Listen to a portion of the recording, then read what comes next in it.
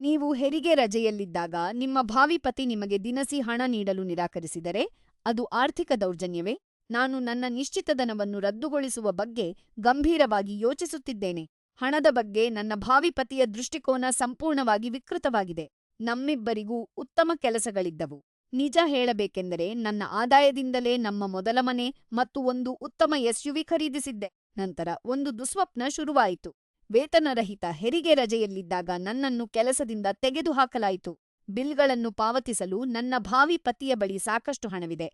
ಆದರೂ ನಾನು ಅರ್ಧ ಹಣ ಪಾವತಿಸಬೇಕೆಂದು ಅವನು ನಿರೀಕ್ಷಿಸುತ್ತಿದ್ದಾನೆ. ಅರ್ಧವೇ? ನನಗೆ ಯಾವುದೇ ಆದಾಯವಿಲ್ಲದಿದ್ದರೂ ಅವನು ಅರ್ಧ ಹಣ ಕೇಳುತ್ತಿದ್ದಾನೆ. ನಾನು ಕೆಲಸಗಳಿಗಾಗಿ ಅರ್ಜಿ ಸಲ್ಲಿಸುತ್ತಿದ್ದೇನೆ, ಆದರೆ ನನಗೆ ನನ್ನ ಹೆರಿಗೆ ರಜೆಯ ಹಕ್ಕಿದೆ. ನಾನು ಅವನನ್ನು ದಿನಸಿ ಹಣಕ್ಕಾಗಿ ಕೇಳಿದೆ. ಅವನು ಇಲ್ಲ ಎಂದ.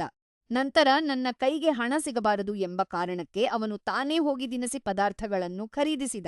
ಬಿಲ್‌ಗಳನ್ನು ಹೊರತುಪಡಿಸಿ ಬೇರೆ ಯಾವುದಕ್ಕೂ ಅವನು ನನಗೆ ಹಣ ನೀಡುವುದಿಲ್ಲ.